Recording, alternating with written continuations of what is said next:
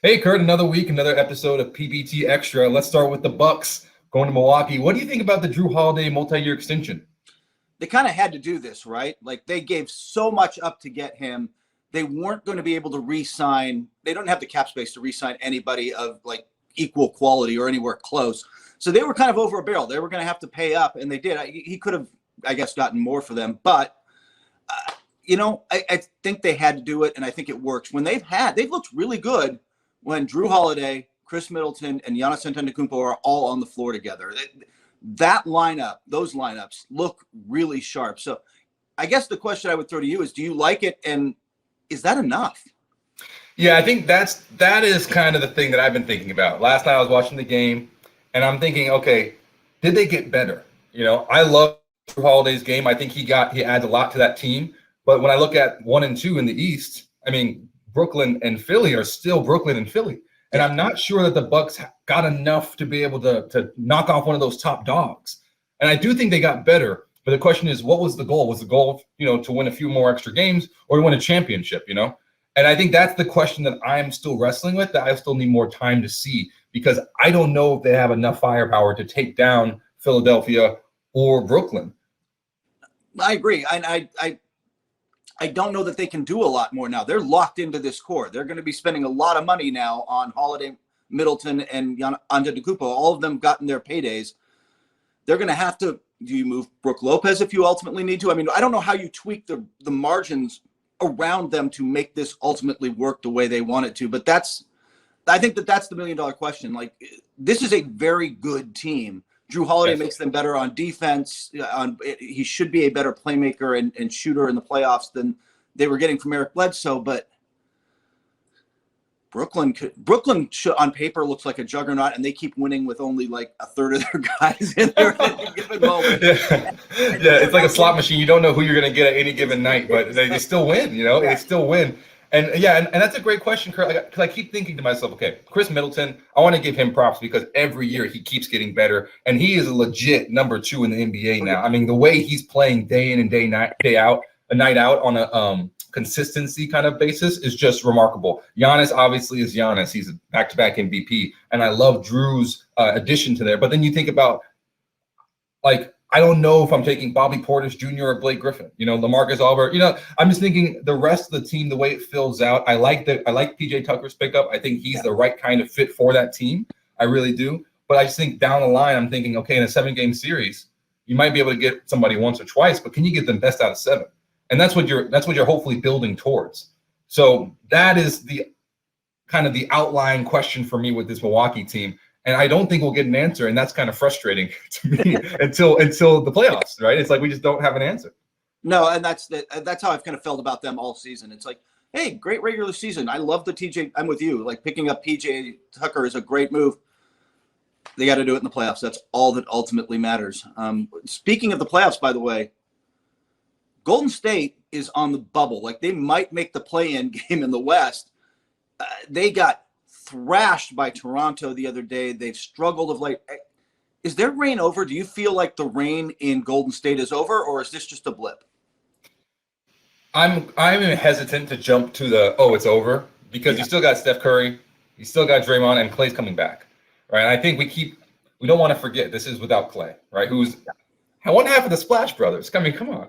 So I think with that understood, this has been a very interesting season. To me, it's just been marred by inconsistency, and that's what's been so hard to watch. Like, you have Steph Curry doing, unbelievable things on the court right now. It's beautiful to see. And then there are times when they play the best teams in the league very well, and there are times when they lose by 61 points to the Raptors, and that to me doesn't make any sense. So that's just, when I look at this team, I'm confused more than not. I just think kind of James Wiseman is almost like a really good microcosm of how the Golden State Warriors are this year, where there are flashes of brilliance, and then there are flashes of, wait, you blew an assignment. That, like, why? But you can see the talent.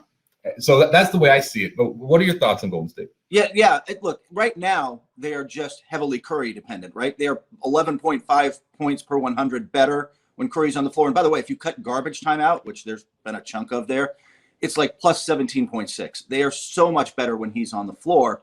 And I'm with you. you get him healthy and playing a full year. You get Klay Thompson back. You get Draymond Green as the distributor. And then it just becomes finding the players around them. And that's part of the real challenge there, was that when they won the title, it was Sean Livingston and Andre Iguodala. And like they could go to these guys that they knew they could trust in the clutch. And yet James Weissman's not that guy yet. And maybe he will be. But he's only 20. He's only 20. No, because he might be down the line. You know, we'll see where he lands. But he's a rookie who does those very much rookie things, right? Like you're like, wow, that's an explosive move. And then he's just lost for a game. He had a really nice game Tuesday night. Like it just, he's up and down. That Kelly Oubre is up and down. Andrew Wiggins is just Andrew Wiggins at this point. Like they're just not there night to night. And I don't know if they have, even when those three stars are there, I'm with you. I can't write them off, but I'm not sure that they have the solid veterans they can trust around those three right now, like they did in their core. Yeah, I think it depends on how you look at the season versus it in space, right? When I think about this team, I'm thinking, okay, well, maybe this season it's not really going. Maybe you get a playoff game, right? Play-in game. But ultimately, I'm thinking this would be a great kind of year of development for the Golden State franchise. As they get Klay back and Kelly Oubre is kind of understanding his role. Wiggins is trying to play for just kind of understanding what is my role on this team, and obviously with Wiseman growing into being much more comfortable. Like you said, like he's 20 years old, he's a rookie. Like I don't have, superstar expectations for him in year one. Like to me that is unrealistic. And I really like what I've seen from him, but there are just moments of like, okay, you just blew an assignment, relax, let's move forward. Draymond Green will pull you aside, coach you up, encourage you, and you just get back on that, just normal things. But next year I think will be interesting, but this year it's kind of like, can we get into the play-in? That's kind of the way I see it. Yeah, exactly. I think they got a decent shot too.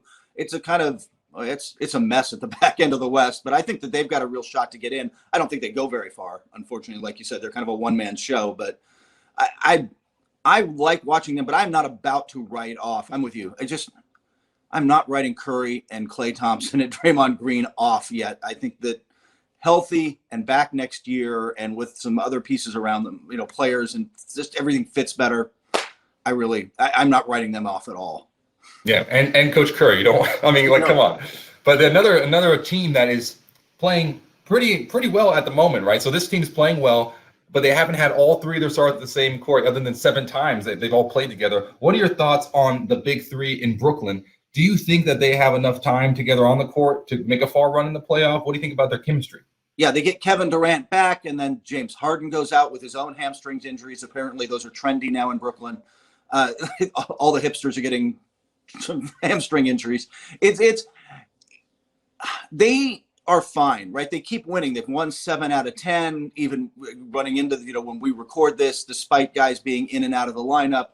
They'll be fine, but my worry for them is sort of the Clippers in the bubble last year. Remember, injuries really never let Paul George and Kawhi Leonard gel with their teammates. There were some other chemistry issues on that roster, but like nothing ever gelled. Then they got to the playoffs and they went to flip the switch and, nothing.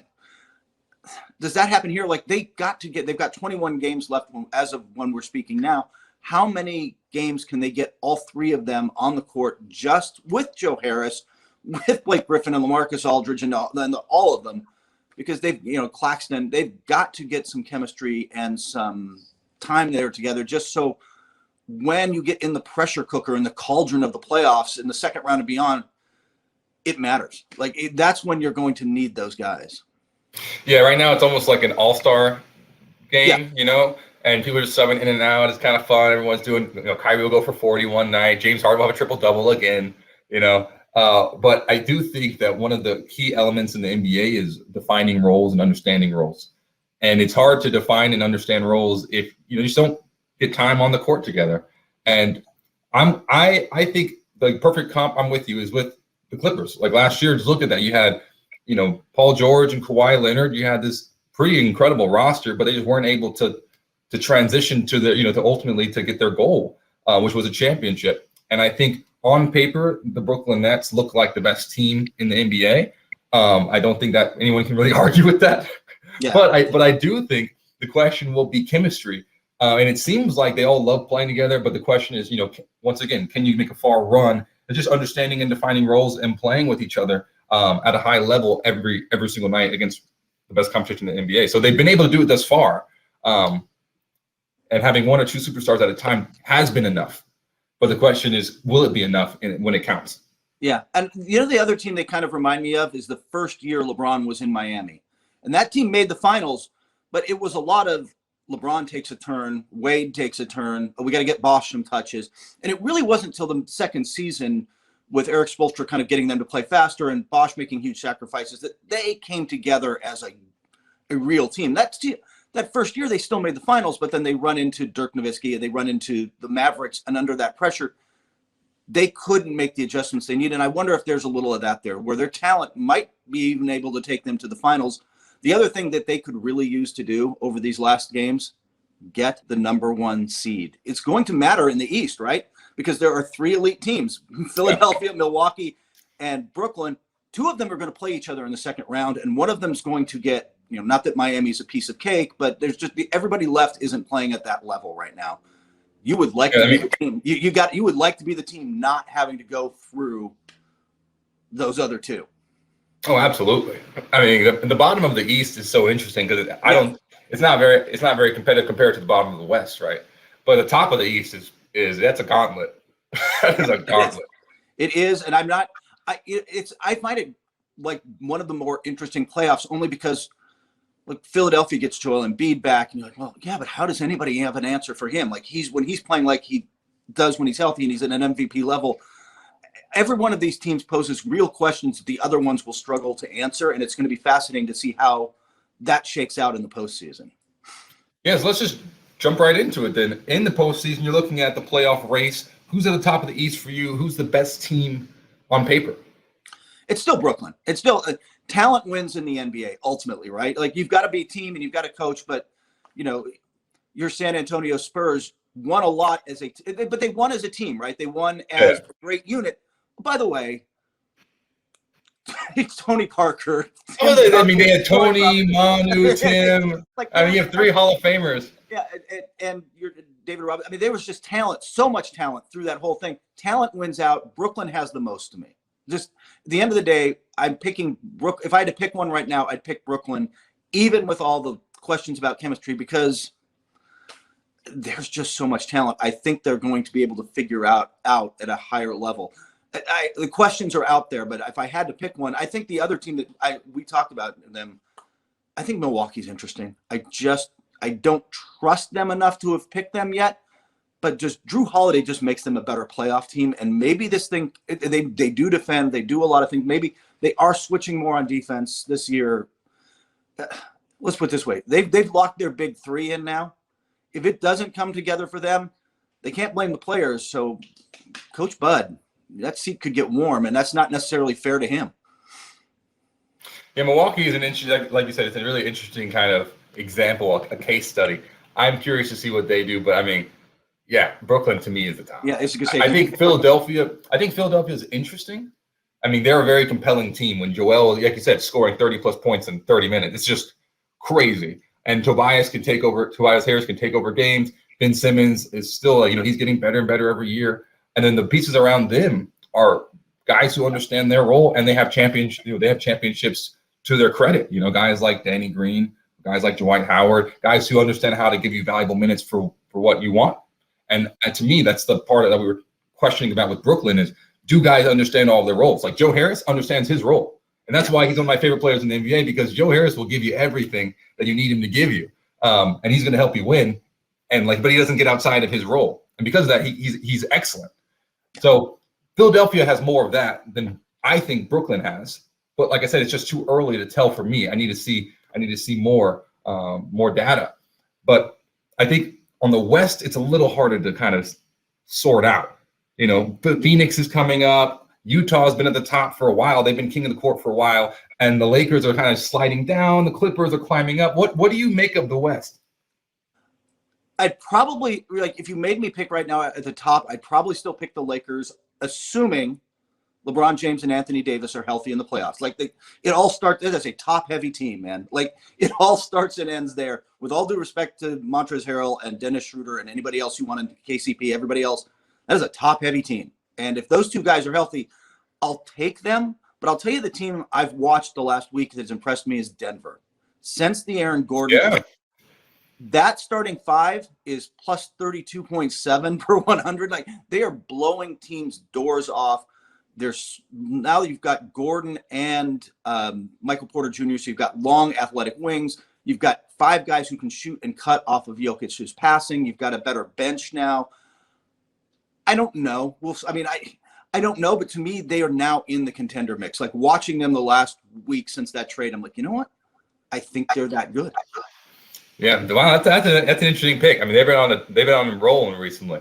Yeah, I think with Utah, for me, Utah reminds me of the old Utah teams, right? With Stockton and Malone, where you have an unbelievably efficient system. Like, they're the best executing team, in my opinion, in the NBA.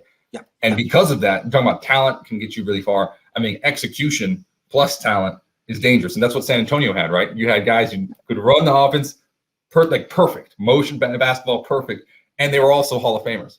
So Utah, to me, is probably top 2. But the Lakers it's just hard for me to bet against the Lakers, particularly when AD will come back, hopefully fully rested. LeBron's coming back fully rested at the perfect time. And if we talk about Schroeder and Harrell, guys who understand their roles, like Caruso, who's just like Joe Harris to me, a guy who gives you valuable minutes. He's one of the best, in my personal opinion, role players in the NBA. I love Caruso. So it's just a hard, and in Gasol, it's just a hard team to bet against. Particularly since I guess we all forgot that they won last year. It's like, it's like, I don't, so it's funny to me, but yeah, to me, that those 2 teams, Utah and Los Angeles. Yeah, I just don't trust the Clippers enough. I think Utah is absolutely a great pick. Like, they're in that mix.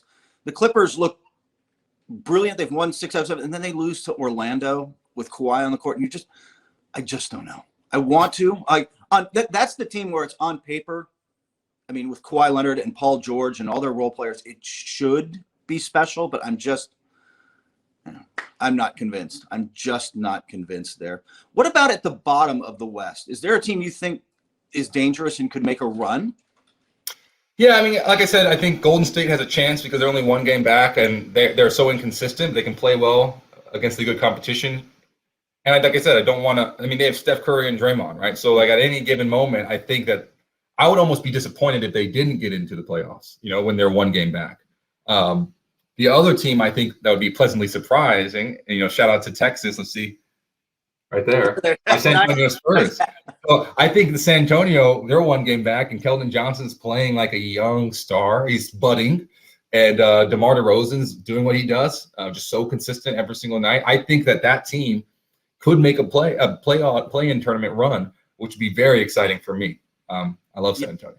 You know what? That's the best part of the West is that it is stacked down there. And, the team I was going to mention was Memphis, where Ja Morant has been fantastic. They get Jaren Jackson Jr. back at the end of the month and right before the playoffs. That's a team that, look, they're 2 games over 500. And we're like, man, they're kind of having a down year. It's been off. They're not that bad. And I think that's the challenge with the West. The Spurs are good. Everybody's good down there. And by the way, whoever plays their way, you could have somebody like Dallas in the 7 seed. Wow. That's just crazy. That's just not fair. That's not fair. That's not fair. Is there anybody at the bottom of the East that gives you that kind of, I don't want to call it fear, but like you're like, that team could make a run, man? Not exactly. Yeah. I think the bottom of the East for me is kind of saying, okay, look, we're getting better as an organization and taking the next step. I don't think and same with the bottom of the West, by the way. I'm not saying that those teams are going to knock off a number 1 seed. I'm just saying that, we're taking right steps in the organization. So with the East, I look at a team like Chicago. Vucevic had that 30-point double-double. Levine's back. That is a team and they're excited to play with each other. And I think that matters going into this later part of the season, that they're excited to go out there and prove people wrong. So Chicago is one that I've circled. And then, actually, I know Indiana's ahead of them, and I love Indiana. Shout out to Notre Dame, shout out to South Bend. I'm a big fan of Indiana teams generally, but I think I have to go with the Illinois team. I think it's Chicago for me. What about you? The one team I keep an eye on, even though I think they're the 11 seed as we speak, Toronto has actually been the unluckiest team. They should have 5 more wins than they do based on point differential. They're up and down. They blow out the Warriors. They're up. Just you never quite know what you're going to get night in and night out from them, and it's been hard. But I still think, man, this Kyle Lowry and Pascal Siakam and OG Anunoby, and there's a team that if they can get in there, has won some big games before, has been on a big stage, and has just played better than their record. They have the point differential of like a 500 team, and if they were a 500 team, they'd be up in that battle for the 4, 5, 6 seed. I think that they're sneaky good that way. But I'm with you. Like even if they got in as the 10 or 9 or 10 seed and fought their way into a playoff series, I just don't. Brooklyn. It's like Philly. It's just hard. It's just hard. It's just hard. We would like to reward you with Kevin Durant. Enjoy. Yeah, like you get the golden ticket to the chocolate factory, and there's KD and James Harden and Kyrie waiting for you. So exactly. Look, I'm excited to see what happens. We're 6 weeks away. Pedal to the metal. I can't wait to see how it shakes out.